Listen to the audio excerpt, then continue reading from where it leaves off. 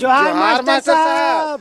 अरे जोहार जोहार जोहार पर तू का हाल चाल है? सब ठीक है। ठीक है। अरे आप क्या करे थे मास्टर साहब ऐसे ऐसे? अरे भाई मैं योग और व्यायाम कर रहा था। इससे क्या होता है मास्टर साहब? इससे इससे टेमन हमें अपने शरीर पे नियंत्रण प्राप्त होता है ना? हाँ। इसीलिए तो हम लोग आए थे। का पर तू दादा? हाँ, यह नियंत्रण करे के बारे में तो जानकारी लेवे आ रही। नियंत्रण? हाँ। अच्छा भाई ठीक है ठीक है।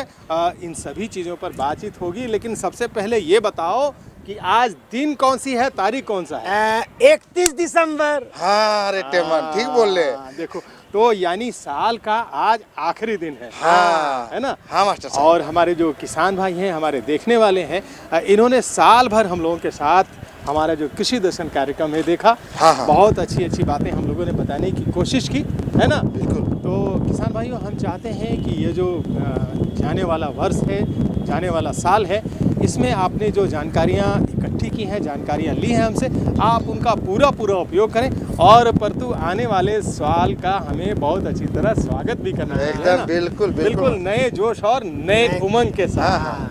तो किसान भाई मने रावरी मने जितना भी हमरे कर इस साल में सीख ली जान ली और जितना उत्पादन करे पार ली उकर सब चलते और ये नवा साल आवत है उकर भी हमरी बधाई देवत थी। अच्छा ढंग से अपन खुशी मनाओ, अपन खेती बाड़ी के उपजाओ और मेहनत अब कार्यक्रम भी शुरू करें। हाँ। लेकिन सबसे पहले कार्यक्रम शुरू करने के लिए हमें देखना पड़ेगा कृषि समाचार। तो किसान भाइयों, देखते हैं देश दुनिया की खबरें कृषि से जुड़ी हुई कृषि समाचार में।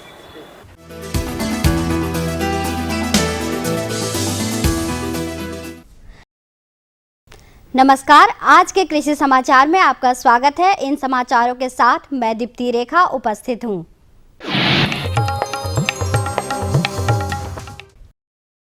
अनाज, दलहन तथा तिलहन का उत्पादन करने वाले किसानों के प्रति राज्य की सरकार काफी सजग दिखलाई पड़ती है। ऐसे किसानों के लिए सरकार ने अपनी नीतियों में विशेष प्रावधान किए हैं। राज्य की कृषि नीति के मसौदे में अनाज, दलहन और तिलहन की फसलों के उत्पादन में वृद्धि को प्राथमिकता सूची में रखा गया है। इसकी खास बात यह है कि इन फसलों के उत्पादन को लाभ के साथ जोड़ने पर बल दिया गया है। सरकार अपनी योजनाओं में इसका खास ख्याल रखेगी कि उत्पादकता में वृद्धि के साथ साथ किसानों को अनाज, दलहन और तिलहन के उत्पादन से मुनाफा भी प्राप्त हो।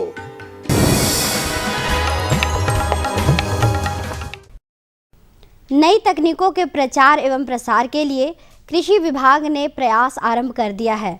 टपक सिंचाई पद्धति अपनाने के लिए किसानों को विशेष अनुदान देने की व्यवस्था की गई है। सब्जियों के उत्पादन के लिए ड्रिप सिंचाई का उपयोग करने वाले किसानों के लिए सरकार की ओर से 90% तक अनुदान की व्यवस्था की गई है। किसान भाई इसके लिए अपने प्रखंड के कृषि पदाधिकारी से संपर्क कर आवश्यक जानकारी प्राप्त कर सकते हैं।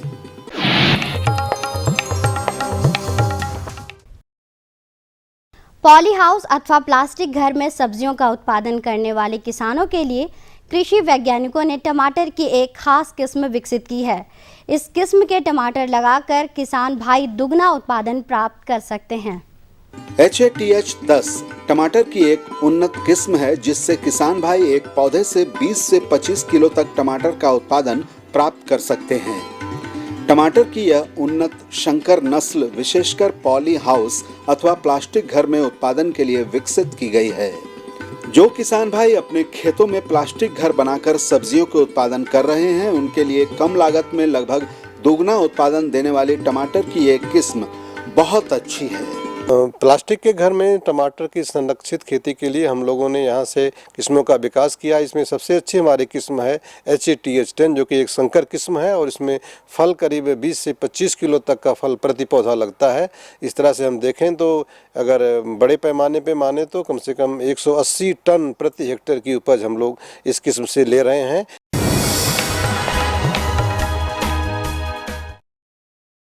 प्लास्टिक सीट के साथ टपक सिंचाई विधि की तकनीक काफ़ी लाभकारी है। इस तकनीक से किसान भाई काफ़ी लाभ उठा रहे हैं। यह नई तकनीक लागत कम करके अधिक उत्पादन देने में भी सक्षम है।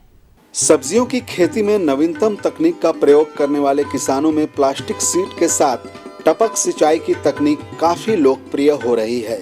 इस तकनीक का प्रयोग करने पर किसानों को जहां कम सिंचाई में पौधों की अच्छी बढ़वार मिलती है, वहीं खरपतवार नियंत्रण की भी कम से कम आवश्यकता पड़ती है, जिससे उनका उत्पादन लागत घट जाता है और इस तरह मुनाफे में वृद्धि होती है। किसान भाइयों, अभी जो है एक तो कि हमारे खेत में घास की समस्या ज़्यादा है, दूसरा क्या है कि पानी की जो गर्मी के मौसम आ रहा है तो अभी जो है पानी जो आप डालेंगे तो जो है ज़्यादा उड़ जाता है, गर्मी के चलते धूप के चलते ज़्यादा उड़ जाता है। तो उसके लिए जो है अभी प्लास्टिक मल्चिंग चला हुआ है, लेकिन वही किसान इस प्लास्टिक मल्चिंग के विधि को प्रयोग कर सकते हैं जिनके पास की टपक सिंचाई हो। तो किसान भाइयों, अगर आपके पास टपक सिंचाई विधि लगा हुआ है तो आप प्लास्टिक मल्चिंग करके जितने तरह की सब्जी का फसल आप अभी गर्मा फसल, चाहे लत्तर वाला सब्जी हो, बैगन, टमाटर, शिमला मिर्च, मिर्चा हो, सभी में इसका लगा करके प्रयोग कर सकते हैं।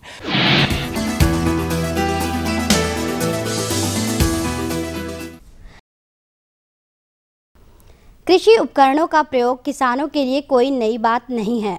किसान भाई अपने विशेष कृषि कार्यों में इनका उपयोग करते रहते हैं। सोहेल अथवा बेलचा एक ऐसा सुपरिचित कृषि उपकरण है जिसका प्रयोग मिट्टी तथा खाद आदि को हटाने के काम में किया जाता है। लोहे तथा मोटे प्लास्टिक अथवा लकड़ी की मूठ से बना बेलचा एक उपयोगी कृषि उपकरण है। किसान भाई इसकी सहायता से कूड़े तथा मिट्टी को एक स्थान से दूसरे स्थान पर सहजता पूर्वक कर सकते हैं। यह कम ताकत में अधिक कार्य करने में सहायक है।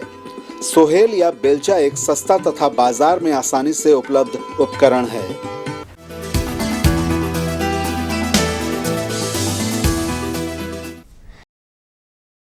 कृषि कार्यों में लगे हुए किसान और खेती किसानी से जुड़े दूसरे लोग भी कभी कभी ऐसा काम कर जाते हैं जो प्रेरक होते हैं। इसमें कुछ प्रयोग ऐसे होते हैं जो हमें प्रेरित करते हैं। सफलता की ऐसी ही एक कहानी अपने क्षेत्र को किसानों को प्रेरित कर रही है। सूझबूझ, नए तकनीकों और किस्मों का उपयोग तथा बाजार की पूरी समझ, ये कुछ बातें हैं जो सफलता के बारे में कही जाती हैं। ये बातें मालूम सबों को होती हैं, लेकिन हर कोई इसका उपयोग नहीं करते। जो करते हैं उनकी सफलता के पीछे छिपा संकल्प उनके कार्य में बहुत सहजता से देखा जा सकता है। हम खेती से जुड़ करके काम कर रहे हैं। अभी हमारे खेत में बैगन, टमाटर, फूल गोभी, बंधा गोभी, आलू, ये सब लगा हुआ है। और हम जो खेती करते हैं ऑर्गेनिक विधि से करते हैं, वैज्ञानिक ढंग से करते हैं। मेरे पास ड्रिप है, स्प्रिंकल है, सब लगा हुआ है ना। हमारे पास ज़मीन है और हमको नौकरी से अच्छा खेती लगता है। इसमें हम लोग सब मतलब बच्चा वगैरह, पत्नी वगैरह, पिताजी वगैरह सबको ही साथ देते हैं। और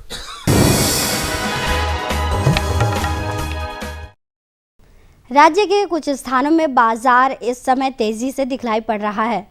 डालते हैं राज्य के रांची मंडी में कुछ अनाजों एवं सब्जियों के भाव और बाजार की समीक्षा पर एक नजर। पिछले 2 सप्ताह की तुलना में इस समय प्रमुख अनाजों और तेलहन की कीमतों में तेजी का रुख है। मंडी में सब्जियों के भाव पिछले सप्ताह की तुलना में काफी कम हो गए हैं। अभी इसमें कुछ और गिरावट आ सकती है। रांची बाजार समिति में इस सप्ताह बाजार भाव इस प्रकार रहे। चावल मध्यम न्यूनतम 2600 रुपए, अधिकतम 2800 रुपए। सरसों तेल न्यूनतम 1050 रुपए, अधिकतम 1100 रुपए। आलू न्यूनतम 900 रुपए, अधिकतम 1000 रुपए। बैगन न्यूनतम 1000 रुपए, अधिकतम 1200 रुपए। गोभी न्यूनतम 900 रुपए, अधिकतम 1000 रुपए। अब पेश है राज्य के मौसम की स्थिति और 4 प्रमुख शहरों का संभावित तापमान। रांची का अधिकतम तापमान 26 डिग्री सेल्सियस, न्यूनतम तापमान 12 डिग्री सेल्सियस। जमशेदपुर का अधिकतम तापमान 29 डिग्री सेल्सियस, न्यूनतम तापमान 13 डिग्री सेल्सियस। जबकि धनबाद का अधिकतम तापमान 27 डिग्री सेल्सियस और न्यूनतम तापमान 13 डिग्री सेल्सियस। हजारीबाग का अधिकतम तापमान 26 डिग्री सेल्सियस, वहीं न्यूनतम तापमान 11 डिग्री सेल्सियस रहने की संभावना है। आज के कृषि समाचारों में बस इतना ही। अगले बुलेटिन में ताज़ा तरीन खबरों के साथ हम फिर हाजिर होंगे। तब तक के लिए हमारी पूरी टीम को अनुमति दीजिए। नमस्कार।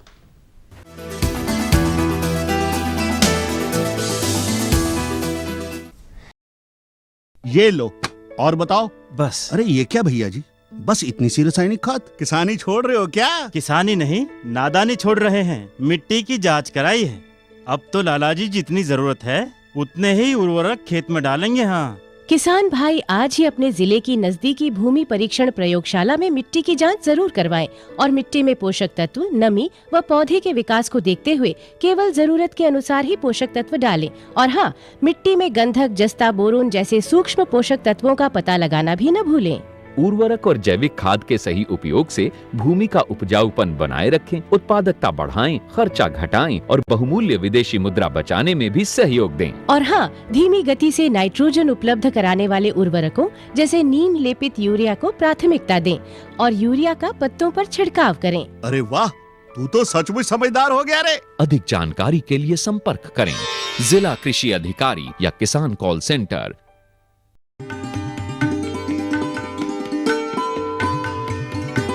विराम के बाद आप सभी दर्शकों का कृषि दर्शन कार्यक्रम में एक बार फिर से स्वागत है। हाँ, तो परतु क्या फल बागों में कीट नियंत्रण के बारे में? हाँ, भाई ये तो बहुत ज़रूरी है, खास करके जो हमारे किसान भाई फलों की खेती करते हैं, व्यावसायिक रूप से खेती करते हैं, उनको तो इसके बारे में जानकारी होनी चाहिए, है ना टेमर? हाँ मास्टर साहब। तो किसान भाइयों, अगर आपने फल के बाग लगाए हैं तो जैसे हमारे शरीर को स्वस्थ रखने के लिए योग और व्यायाम से हम स्वस्थ रखते हैं, वैसे ही पेड़ पौधों को भी स्वस्थ रखना बहुत ज़रूरी है। तो चलिए इसके संबंध में जानकारी प्राप्त करते हैं हमारे विशेषज्ञ डॉक्टर जयपाल सिंह चौधरी से। नमस्कार किसान भाइयों, आप अपने खेतों में हरी सब्जियों के साथ साथ फलों की बागवानी भी करते हैं और फलों की बागवानी में मुंह बाय जो समस्या आन खड़ी होती है वह होती है कीटों की। और कीटों का प्रबंधन आप कैसे करें, इन तमाम बातों की जानकारी आज के इस कार्यक्रम में हम समेट कर लाए हैं। और आज हमारे साथ है प्लांटों के विशेषज्ञ डॉक्टर जयपाल सिंह चौधरी। डॉक्टर साहब, बहुत बहुत स्वागत है हमारे इस कार्यक्रम में। नमस्कार डॉक्टर साहब। पहला सवाल किसान भाइयों की तरफ से कि अभी जो बागवानी करते हैं मुख्य रूप से आम और लीची, इन्हीं की बागवानी हमारे किसान भाई झारखंड प्रदेश में करते हैं। तो अगर आम की खेती करते हैं, आम की बागवानी करते हैं, तो उनमें कौन कौन से कीटों का प्रबंध उन्हें करना चाहिए, कौन कौन से कीट आते हैं, पहले ये जानकारी दीजिए। जैसे अभी आपने जैसे बात की कि यहाँ पे आम की अच्छी खेती होती है, तो आम में हम इसमें अभी इस आम के सीज़न में ऐसा कीड़ा ज़्यादा आप जो जिसको प्रत्यक्ष से नुकसान पहुंचाता है वो कीड़ा आप उसमें खेत में नहीं देखेंगे, लेकिन ऐसे कीड़े बहुत हैं जिनके अब यहाँ से नुकसान पहुंचाने से आपकी जो उपज है वो बहुत कम हो जाती है। जैसे अभी आप आम के खेत में जाइए, आपके खेत में बहुत सारे वेब्स दिखेंगे जो मकड़ी के जाले की तरह होते हैं। वो मकड़ी के जाले नहीं हो करके आप उनमें से देखेंगे तो एक कीड़ा जो होता है उसको लीफ वेबर बोलते हैं, वो कीड़ा होता है। आप इस जो नवंबर माह में सबसे पहले वो जो मकड़ी के जाले जैसे जिस आपको संरचनाएं दिख रही हैं उसको किसी बांस के आगे कुछ टंगड़ी लगा करके उसको तोड़ करके साफ कर दीजिए। आप उसको तोड़ जगह आप उस पूरे वेब्स को तोड़ के बाहर निकाल देंगे तो उसके साथ साथ आपका कीड़ा भी मर जाएगा। और उस कीड़े के साफ सफाई के लिए और जितनी भी आपकी जो सूखी हुई डालियां हैं उसको साथ साथ अभी उनको निकाल दीजिए। इस महीने में आप ये करके, अगर आपका कीड़ा बहुत ज़्यादा हो रहा है तो उसके नियंत्रण के लिए हमें जो कीड़े की जो सफाई की है उसके साथ साथ अगर हम क्लोरपायरिफॉस 2 ml 1 लीटर में स्प्रे करके भी हम उसको रोक सकते हैं। और अभी जब जो नई पत्तियां निकल रही हैं उनमें भी आप देखेंगे कि बहुत सारी पत्तियों को कैंची की तरह काटा हुआ है और उनमें जो ऊपर देखते हैं कि उसमें लीफ माइनर है और पत्तियां पूरी झुलसी हुई दिखेंगी, उसके अंदर कीड़ा रहता है। उसके लिए भी आप अगर इस क्लोरपायरिफॉस का स्प्रे कर रहे हैं तो आपका दोनों कीड़े प्रबंध हो जाएंगे जो नवंबर के महीने में। इसके अलावा जो आप अगले महीने में आपको करना है कि एक स्प्रे अगर हम क्लोरपायरिफॉस का कर देते हैं तो जो चेपा आम पे लगता है वो आपका चेपा यहाँ से शुरू होता है तो आपका रुक जाएगा अपने आप। इसके लिए ये जो 2 बातें हैं इनका ध्यान रखिए। इसके साथ साथ आप जो खेत में जितना भी आप आम के पास में जितने भी खरपतवार देख रहे हैं उनको उखाड़ दीजिए, क्योंकि उन पे क्या होता है जितने खरपतवार हैं उस पे से जो आपका जिसको सफ़ेद रंग का कीड़ा जो ऊपर चढ़ता है उसी पे पाया जाता है। तो आप उसको खरपतवार नष्ट करके चारों तरफ थोड़ा गुड़ाई कर दीजिए आम में। और जो नवंबर दिसंबर माह के लिए ये दोनों जो कृषि क्रियाएँ हैं कीट प्रबंधन के लिए वो ज़रूर करिए अभी आम में। बिल्कुल, ये तो आम के प्रबंधन के बारे में आपने जानकारी दे दी। इसी तरह लीची के बागवानी भी हमारे किसान भाई करते हैं। उसके अलावा कुछ ऐसे भी फल बागों के शौकीन हैं जो कि अपने घर में लीची का बागान बनाते हैं। तो उनमें कौन कौन से कीट होते हैं और कैसे इसकी पहचान करेंगे, और पहचान करने के बाद तुरंत क्या उपाय करना चाहिए? अच्छा, जो लीची में सबसे बड़ा जो कीड़ा है, आप देखते हैं कि इसमें आपकी पत्तियां हैं वो बिल्कुल पीछे की तरफ सिकुड़ी हुई होती हैं। अगर हम पत्ती को पीछे से घुमा के देखेंगे तो उसमें लाल लाल कलर का दिखाई देगा। वो माइट की वजह से होता है और उसको हम कीड़ा बोल सकते हैं, लेकिन कीड़ा नहीं होता है, माइट होती है। वो कीड़ा अभी जस्ट हम यहाँ से देखेंगे पत्तियाँ पीछे से मुड़ना शुरू हो जाती हैं, और जब फल लगता है उसके साथ साथ में पूरा आपका पूरा जो पेड़ है वो पूरा सिकुड़ जाएगा उस माइट की वजह से। आपको आंखों से नहीं दिखाई देगा। तो आपको यहीं से क्या करना है, उसमें जितने भी आपकी पत्तियां जितनी मुड़नी शुरू हुई हैं उनको आप काट लीजिए और काट करके जला के नष्ट कर दीजिए, सबसे पहला है। और दूसरा, उसको बढ़ने से रोकने के लिए आपको ओमाइट जो मार्केट में प्रोपरजाइट या ओमाइट के नाम से मिलती है, 2 ml 1 लीटर में करके स्प्रे कीजिए। अगर ये नहीं मिल रही है तो आप इसके साथ साथ में एक डाइकोफोल जो दवाई है उसका आप 2 ml 1 लीटर में, या फिर ये भी नहीं है तो ओबेरोन का आप स्प्रे इस महीने में करके वो जो माइट को आप रोक सकते हैं। माइट के साथ साथ में आप देख रहे होंगे कि आपकी पत्तियों को बहुत सारे कीड़े खा रखे हैं। हालांकि लीची में इसका ज़्यादा कोई नुकसान नहीं है, लेकिन आपका पेट छोटा है जिसमें आपकी बढ़वार रुकने की संभावना है उन कीड़ों के प्रभाव से। तो आप उसको रोकने के लिए आप फेम का जो 15 लीटर पानी में 6-7 ml आपको दवाई लेनी है, उसका स्प्रे करके आप अभी इसमें उस कीड़ों को रोक सकते हैं। बिल्कुल। और डॉक्टर साहब, आम के बारे में भी हमने बातचीत कर ली, लीची के बारे में भी बातचीत कर ली। फलों में मुख्य रूप से कभी कभी अमरूद की भी बागवानी लोग करते हैं। तो अमरूद में भी जाहिर सी बात है कि नवंबर दिसंबर में कीट प्रबंधन करने की आवश्यकता होती है। तो अमरूद में कौन कौन से कीट आ जाते हैं? जैसे अमरूद में जैसे बात की आपने कि अभी जितने भी अमरूद का फिर आप देख रहे होंगे कि कुछ अमरूद टूट के गिर रहे हैं आपके, और लगता है कि ये पक गया है। वो पका नहीं है, उसमें कीड़ा होता है, उसकी वजह से आपका टूट के गिरता है। जितना भी टूट के गिर रहे हैं उन फलों को आप तोड़ करके नष्ट कर दीजिए, क्योंकि उसमें फल मक्खी का प्रकोप होता है। और कई जगह आप देख रहे होंगे कि बहुत बड़ा छेद होता है, उस छेद में एक कीड़ा होता है, जो वही कीड़ा आपके अनार में भी लगता है और इसमें भी लगता है। उस कीड़े के लिए एक तो है कि आप या तो अपना 1-2 पौधे हैं तो जितने भी आपका फल लग रहा है उसको बैगिंग बोलते हैं। आप चारों तरफ जितना भी आपका अखबार है पुराना, उससे आप चारों तरफ कवर कर दीजिए। तो आप उसमें आपकी फल मक्खी और जो अनार की जो तितली है वो उसमें अंडे नहीं देगी और आपका फल नहीं गिरेगा। और दूसरा है, या आप फिर भी आपको लग रहा है कि आपका नहीं रुक रहा है, तो उसके लिए आप क्लोरपाइरिफॉस के लिए आप पहले जब आपका फ्रूट बहुत छोटा है तब स्प्रे कर सकते हैं। अदरवाइज आप बाद में स्प्रे करेंगे तो उसका कोई फ़ायदा नहीं है। और उसके साथ साथ जितने भी अभी आप देख रहे हैं पत्तियों को बहुत सारा कीड़ा खा रखा है और पत्तियां आपको खा करके नुकसान कर रहा है, तो उसके नियंत्रण के लिए जैसे क्लोरपाइरिफॉस 1.5 ml लेकर के 1 लीटर पानी में आप स्प्रे कर सकते हैं अभी अमरूद में। तो ये सारा अमरूद के बारे में अभी आप इस नवंबर दिसंबर महीने में आप ये सावधानी बरत सकते हैं। बिल्कुल डॉक्टर साहब, आपने हमारे किसान भाइयों को इतनी अच्छी जानकारी दी कि फलों में किस तरह से कौन कौन से कीड़े लगते हैं और किस तरह से आम, लीची और अमरूद में अभी नवंबर से दिसंबर के महीने में किस तरह से कीट प्रबंधन किया जाए। इन तमाम जानकारी के लिए हमारे कृषि दर्शन की पूरी टीम की तरफ से और किसान भाइयों की तरफ से आपको बहुत बहुत धन्यवाद। धन्यवाद। अम्मा खाना दे दो ना। सबर कर गोलू, अभी दाल नहीं गली है। तू फिक्र ना कर गोलू की अम्मा, अब की बार अपनी दाल खूब गलेगी। क्या मतलब जी? अब की बार NFSM के तहत दाल की पैदावार को बढ़ाने के तरीकों को दिखाने के लिए देश में 1000 क्षेत्र चुने गए हैं, जिसमें हमारा इलाका भी आ गया है। पर इससे हमें क्या फायदा? हमें 5 एकड़ खेती के लिए खाद और कीटनाशक के अलावा बढ़िया बीजों की एक मिनी किट भी मिलेगी। इतनी दाल का करेंगे क्या जी? अरे भगवान, सरकार ने दलहन का समर्थन मूल्य भी खूब बढ़ा दिया है और इनकी खरीद का भी पूरा इंतजाम कर लिया है। इससे आमदनी बढ़ेगी और फिर हमारा गोलू अच्छे स्कूल में जाकर के कृषि वैज्ञानिक बनेगा। हाँ,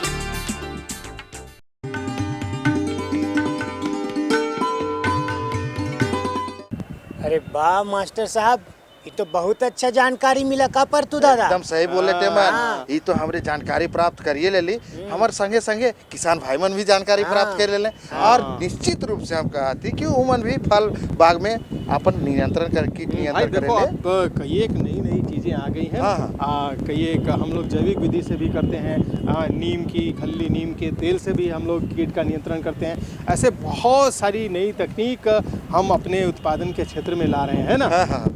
तो टेमन तुम भी कुछ नया करने वाले हो क्या? मास्टर साहब मेरा 2 रूम खाली है। अच्छा। हम सोच रहे इस बार ना मशरूम की खेती किया जाए, वो भी व्यवसाय ढंग से। अरे वाह वाह वाह, ये तो बहुत अच्छी बात है भाई। और ये मौसम में तो अच्छा चीज के तो पूछ ले रहे थे। बिल्कुल बिल्कुल।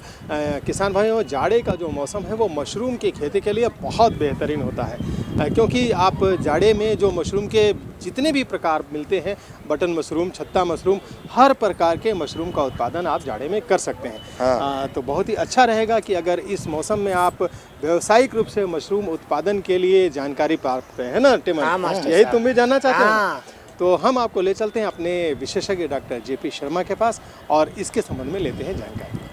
किसान भाइयों, आज हम आए हैं हार पलांडू, जहां कि हमारे साथ आज मौजूद है डॉक्टर जेपी शर्मा। आइए हम जानते हैं डॉक्टर साहब से कि मशरूम की खेती कैसे करनी चाहिए। डॉक्टर साहब, हमारे इस कार्यक्रम में आपका बहुत बहुत स्वागत है। नमस्कार। नमस्कार। किसान भाइयों, आप तो जानते ही हैं कि मशरूम का नाम सुनते के साथ हमारे मुंह में पानी आने लगता है इसकी सब्जी खाने के लिए। तो किसान भाइयों, आइए जानते हैं कि मशरूम की खेती हमारे किसान भाई कैसे करेंगे। तो डॉक्टर साहब, सबसे पहले हमारे किसान भाइयों की तरफ से हम ये जानना चाहेंगे कि मशरूम की खेती वो कैसे करेंगे। आपने तो अच्छा प्रश्न किया है जी। तो सबसे मैं पहले बता देना चाहता हूँ कि मशरूम में कई तरह की प्रजातियाँ आती है जी। और सीजन के अनुसार इसका खेती होती है। जैसे जाड़े के दिनों में बटन मशरूम और ओस्टर मशरूम की खेती होती है, और गर्मी के दिनों में मिल्की मशरूम और पुआल मशरूम की खेती होती है। जी डॉक्टर साहब, मशरूम आखिर कितने प्रकार के होते हैं? मशरूम तो बहुत प्रकार के होते हैं, लेकिन करीब 10,000 किस्में हैं, लेकिन सभी किस्में लगाने माने खाने योग्य नहीं होता है। लेकिन जंगलों में तो बहुत तरह के मशरूम पाए जाते हैं जो कि कुछ लोग जानते हैं कि जंगली है लेकिन खाने योग्य है। तो उसका कल्चर करना मुश्किल होता है, लेकिन कॉमर्शियल स्केल में कुछ ही मशरूम, कम से कम करीब 30 मशरूम की खेती यहाँ पर भारतवर्ष में की जाती है जी। और उसमें से मुख्य रूप से बटन मशरूम, जो कि उत्तर भारत में आसानी से उगता है, क्योंकि इसको उगाने के लिए 2 तरह का वातावरण की आवश्यकता पड़ती है।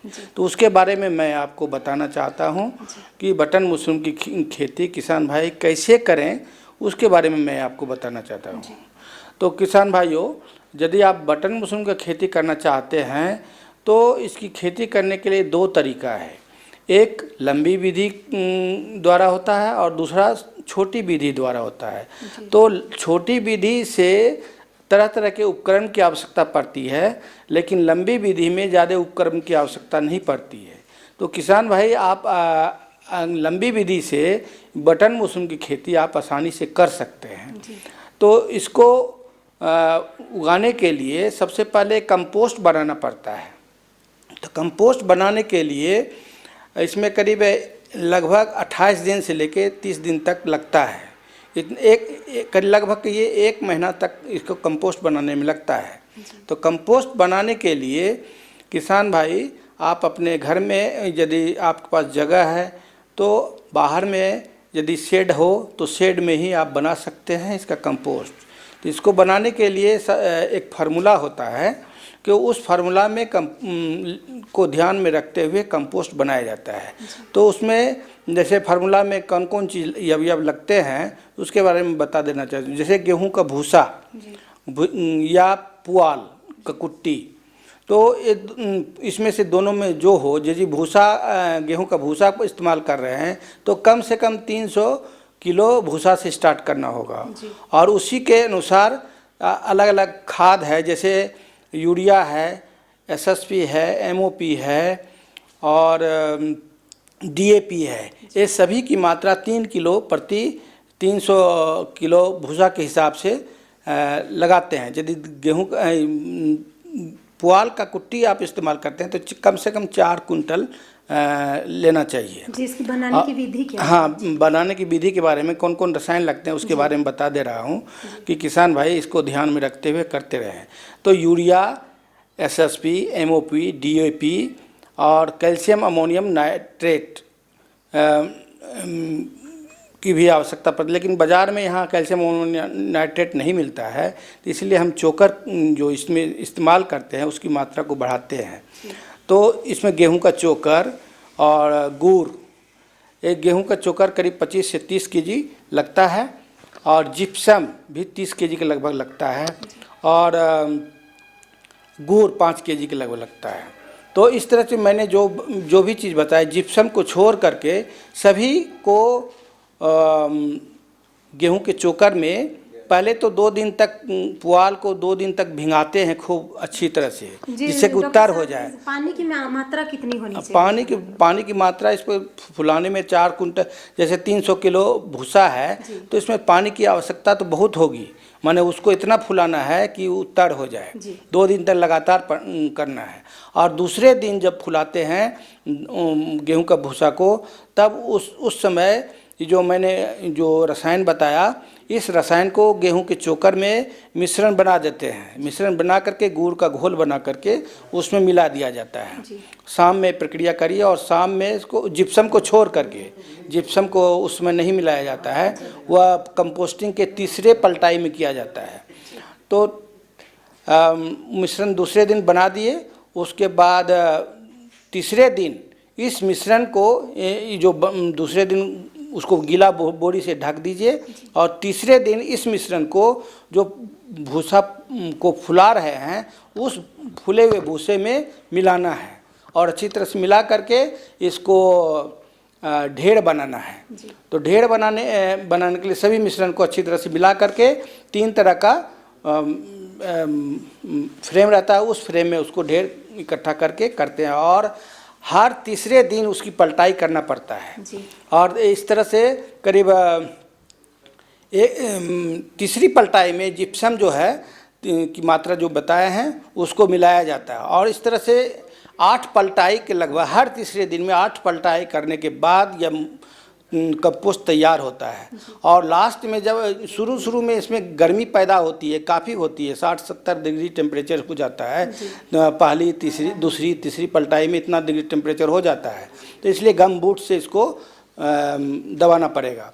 जब लास्ट में जब पलटाई होती है तो इसमें गर्मी कम हो जाएगा और उस तरह से उसका कंपोस्ट उसमें अमोनिया का परीक्षण किया जाएगा। उसके बाद तब इसमें मशरूम का जो बीज है, इसमें 1 कुंटल कंपोस्ट में करीब 500 से 700 ग्राम बीज मिला करके और उस मिश्रण को कंपोस्ट में मिला करके या तो बैग में भर दें, 5 केजी का 1 PP बैग में भरें, या यहाँ जो आप देख रहे हैं ये इस तरह का स्ट्रक्चर बना करके इसमें आप कंपोस्ट में बिजाई करके इसमें भर दीजिए। और करीब 1 सप्ताह के बाद करीब 20-25 दिन में इसमें फंगल ग्रोथ इसमें आ जाएगा और फंगल ग्रोथ हो जाने के बाद इसमें केजिंग मिश्रण बनाया जाता है, जो कि गोबर की खाद, पुरानी गोबर की खाद से बनाया जाता है। उसको स्टरलाइज करके इसको इसी के ऊपर केजिंग मिट्टी डाल दिया जाता है। तो करीब उसमें ग्रोथ हो जाने के बाद करीब 70 दिन में इसका फल आने लगता है। इसको 2 तरह का तापमान चाहिए, गर्मी भी चाहिए और ठंडा भी चाहिए। और फूलने के समय में इसको टेम्परेचर कम होना चाहिए।